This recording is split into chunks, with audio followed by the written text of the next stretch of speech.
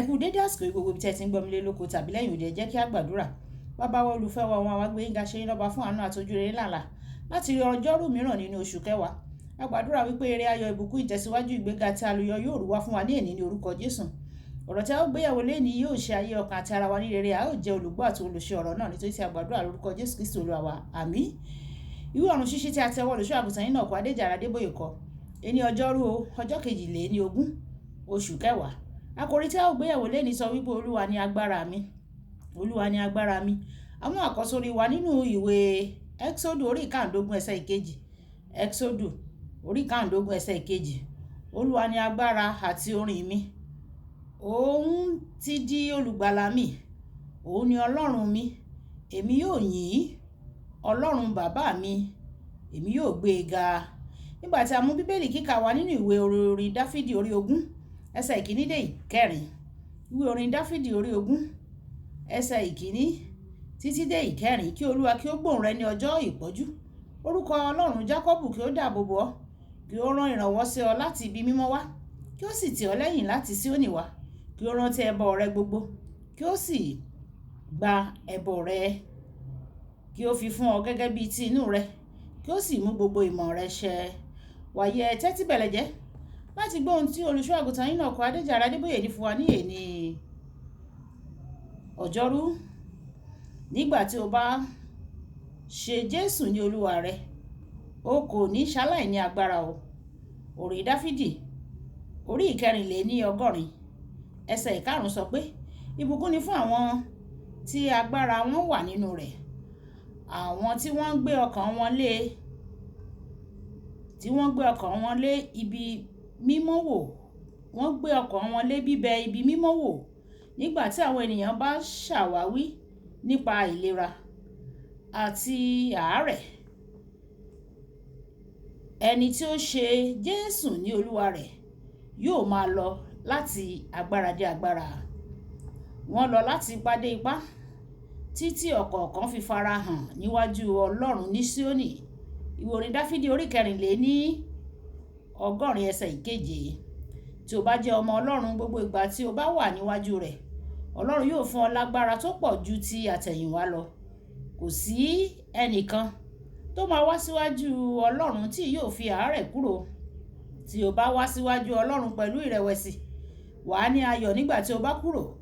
Tí o bá wá pẹ̀lú àárẹ̀, wà á ní agbára nígbà tí o bá kúrò. Ìwàláàyè Ọlọ́run fi okun fún àwọn aláìlera. Ní àwọn agbọ̀n tí o ti jẹ́ aláìlera yóò fi okun fún ọ. Olúwa rẹ yóò máa mú agbára rẹ̀ wá fún ọ tí o bá ti dúró dè é. Ìwé Àìsáyà orí 40 ẹsẹ̀ 21 sọ pé ó fi agbára fún aláìlera, ó sì fi kún agbára àwọn aláàárẹ̀. A ní àwọn ọ̀dọ́ wọ́n ń rẹ̀wẹ̀sì, ó ń rẹ̀ wọ́n.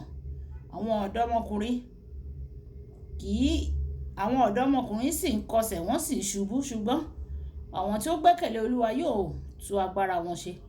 Wọn yóò fi ìyẹ́ gòkè bí ìjì. Wọn yóò sáré, àárẹ̀ kì yóò mú wọn. Wọn yóò rìn, òyì kì yóò sì kọ́ wọn. Ọ̀nà mìíràn tí Olúwa fi agbára fún àwọn ọmọ rẹ̀ ni fífi ìròyìn rere ránṣẹ́ sí wọn, kí ọkàn wọn lè kún fún ayọ̀. Mo gbàdúrà wípé Ọlọ́run yóò rán ìròyìn rere sí ọ, yóò fi agbára fún ọkàn rẹ ní orúkọ Jésù.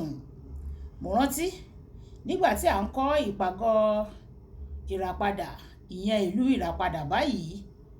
A kọ́ ilé kan láti ìpìlẹ̀ rẹ̀, a sì parí rẹ̀ láàrin ọjọ́ 7. Mo ṣàkóso àkànṣe iṣẹ́ náà ní gbogbo ìgbà, ṣùgbọ́n kò rẹ̀ mí rárá o. Èyí rí bẹ́ẹ̀ nítorí pé inú mi dùn fún ohun tí Ọlọ́run ṣe. Bíbélì sọ pé ayọ̀ Ọlọ́run ni agbára wa. Ọjọ́ yìí mímọ́ ni fún Olúwa wa. Ẹ má ṣe banújẹ́ o, nítorí ayọ̀ Ọlọ́run ni agbára wa. Ìwé Nehemiah orí 9 ẹsẹ̀ 10. Ayọ̀ Ọlọ́run ń pèsè agbára púpọ̀. Agbára ní ipá láti ṣe ohunkóhun tí o fẹ́ ṣe. Nígbà tí o bá ní agbára, o máa lè ṣe gbogbo ohun tí ọkàn rẹ bá fẹ́ fún Ọlọ́run. Mo gbàdúrà fún ọ lónìí pé Ọlọ́run yóò fún ọ ní agbára, yóò sì kún ọkàn rẹ fún ayọ̀ ní orúkọ Jésù. Àmín. Kókó àdúrà: bàbá jọ̀wọ́ jẹ́ kí n gbọ́ ìròyìn ayọ̀ tó dára tí yóò fún ọkàn mi ní agbára nínú mi lónìí ní orúkọ Jésù. Ẹ jẹ́ á sọ pé bàbá mi, Olúwa ránṣẹ́ ayọ̀ sí mi, rán ìròyìn ayọ̀ sí mi ní òní yìí, ìròyìn ayọ̀ tí yóò fún ọkàn mi lágbára. Olúwa rán áńgẹ́lì oníròyìn ayọ̀ sí mi, jẹ́ kí wọ́n wá jíṣẹ́ o. Bẹ́ẹ̀ ló máa rí o. Jésù Olúwa wa. Àmín. Olúwabùkọ́lá Ayako ní orúkọ mi o. Ẹ máa bá mi like, ẹ máa share, ẹ máa comment nípa ẹ̀ kí àwọn ènìyàn kí wọ́n lè jẹ àǹfààní Ọ̀run Ṣíṣí Yorùbá. Ẹ ṣé tí ẹ̀ ń tẹ́tí sí Ọ̀run Ṣíṣí Yorùbá o, nítorí Ọlọ́run yóò tẹ́tí sí àdúrà yín. Ó dàbọ̀.